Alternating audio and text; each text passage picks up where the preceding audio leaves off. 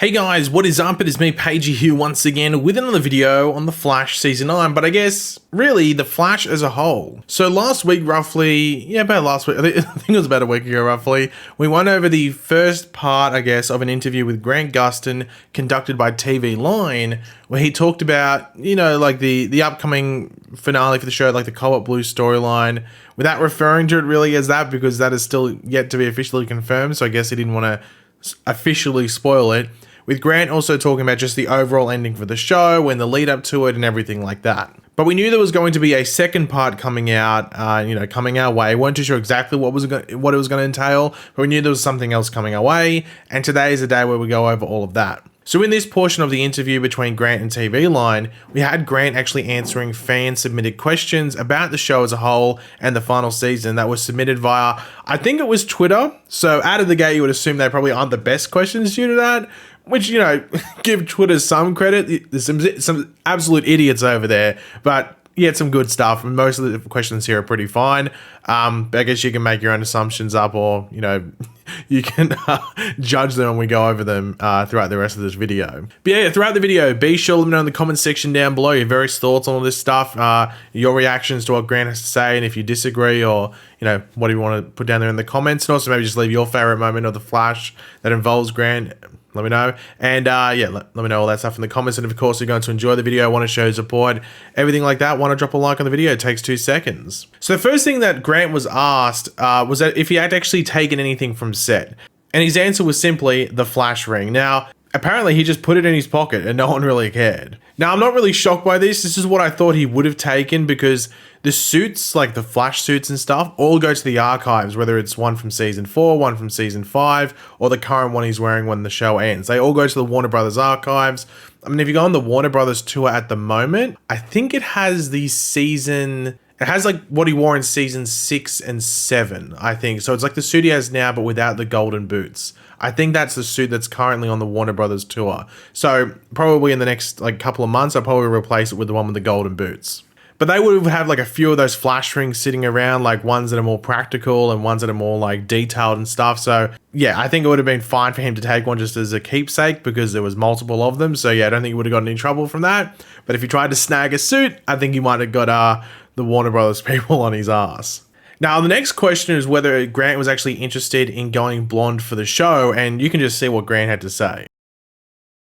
John asks, Mr. Gustin, were you not interested in making your hair blonde for The Flash? I was, actually. I pitched to Greg before the pilot that we should do that, and he was like, you'll hate yourself for saying that to me. You'll lose hair, the upkeep is going to be annoying. You're going to be a brunette. I was like, all right, whatever.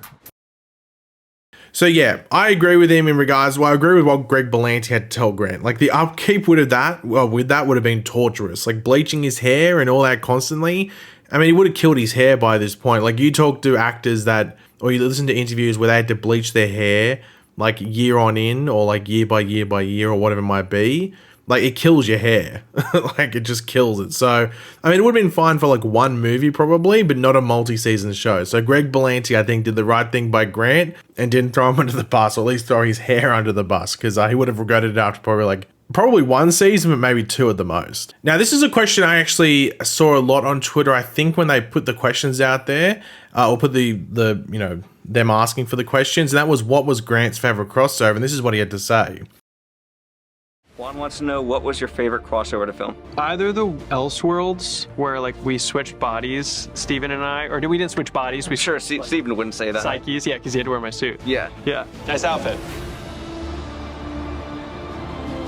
And I honestly forget this was a crossover, but the musical episode. I mean, It didn't feel like it was Flash, but it was probably the most fun I've had.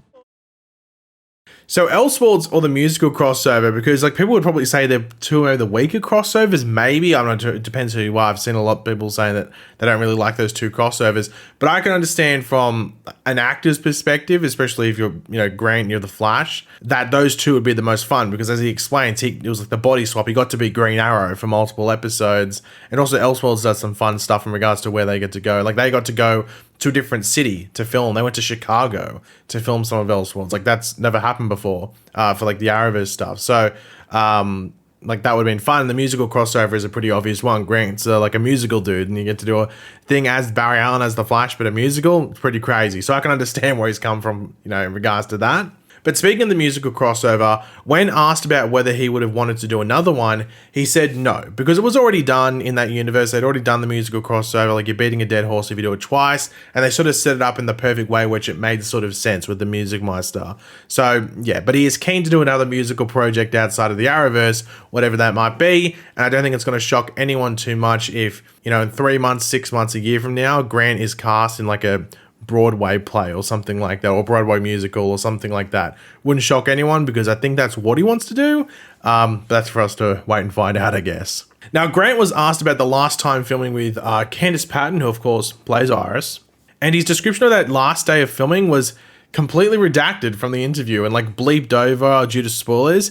And I have a feeling this is due to the fact that we know the last day of filming was at like a group scene. I think it was in Barry and Iris' apartment. I think it was like that sort of group scene type of thing, where there was probably just, there probably was like one-on-one portions, like Barry speaking to Iris, you know, someone speaking to someone or whatever it might be. But it was like a party or something, because multiple characters were there. So I'm guessing Grant drops the names of characters that aren't series regulars, like Barry, Iris, you know, Cecile, whatever, which might give away story stuff. So the CWPR people were probably like, look, people probably expect those characters to be there, but yeah, that can't be in the interview because it's a bit of a spoiler, so sorry. So it had to be taken out. I'm guessing that's what it was, because that was the last day of filming from what we could tell from the Instagram stuff. So I'm going to assume Grant just dropped stuff he wasn't meant to drop, so that's why it was redacted, so yeah.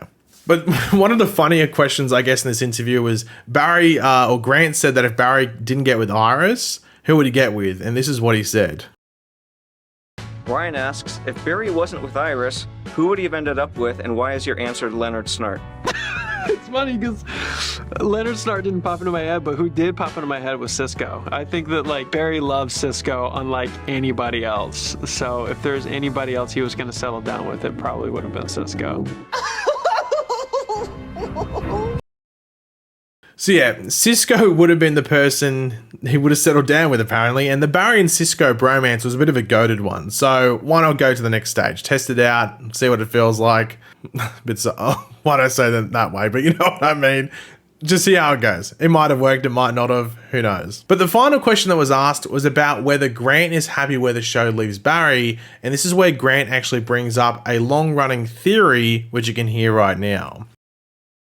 And then lastly, Maddie asks, are you happy with where Barry ends up at the end of the series? I am.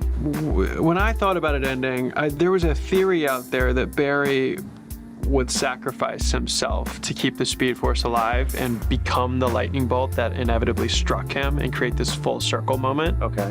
Which I thought was really cool. Yeah. And I always kind of wanted him to die a hero's death in a way. And Eric was very opposed to the idea and really wanted to see a happy ending for Barry and Iris. And ultimately, I think that is probably, looking back at this and as fans revisit it, probably how they're going to want it to end. And it is nice to, you finish on a happy note. And then there's a bit of the unknown too. It's like the story continues, you know, our show ends, but it's left in a place where the story continues. So who knows, you know, what happens beyond 9/13 of Flash. Now, of course, this theory about Barry turning into the lightning bolt after sacrificing himself in order to save the Speed Force, which in turn hits his younger self all those years ago and being a full circle moment, has been talked about a lot. And this, as I've said before, would have been fine in like a crisis death or something like that as a closing off. But as an ending to the show, which involves other characters, and we've also like dabbled with stuff where Barry's still there in the future, it just doesn't work for me, like logically, which I know a lot of people disagree with, which is fine. A lot of people want this to happen. We can all have that, you know, all these opinions, we can all have them. But for me, I just don't feel it. I've really felt it since Crisis happened. I've been like, okay, well, that goes out the door. I don't really like the idea of that. But Eric Wallace not only wanted a happy ending for, you know, the character of Barry, but an open ending one where Barry goes on into the future years and continues being the Flash, and the legacy of the Flash keeps going while he's also there and also beyond when Barry's, you know, grown old and passed away. And to me, that just seems like the obvious option. Now, I would personally love it if they touched upon that you know, what happens like in little slight, like a bit of like an epilogue future thing. I don't know if we're going to get that. I think they're going to play it pretty simple, but I wouldn't mind some reference to that. Maybe in the Cobalt Blue storyline that finishes off the season, maybe there's some future stuff that's referenced, so it doesn't have to be right at the end. But I wouldn't mind something along those lines. But the lightning bolt thing, I understand why people want it. I just haven't been a big fan of it for a few years now. But yeah, it's interesting that Grant thought it was not only cool, but he also read the theories, you know, so people wonder if the actors read that stuff. Obviously, now you know, he did. Now, people have been asking, is there going to be more interviews, I guess more specifically with Grant Gustin? Because he doesn't really do them too often, like maybe like during COVID he did a few, but hasn't done some for the past couple of years. And I'd say maybe, but at the same time, I don't know. But it depends whether he's like, I guess, obliged to do it due to his contract and stuff like that. But you might get like one more, like bigger one that he does, but that's a wait and see. But, you know, people weren't expecting this TV line one, so you got what you needed from Grant, I guess, in his words and stuff like that. But we'll wait and see. There might be one, there might not be. That's you know, who knows. But yeah, guys, thanks for watching. Hopefully you enjoyed the video. If you did, it'd be awesome if you could drop a like on it to show support. Let me know in the comment section down below your various opinions on all the stuff we went over in this video and your thoughts on Grant's questions to certain answers to certain questions. Let me know in the comment section down below. And of course, if you are new to the channel, make sure to subscribe, and I will catch you guys later. Goodbye.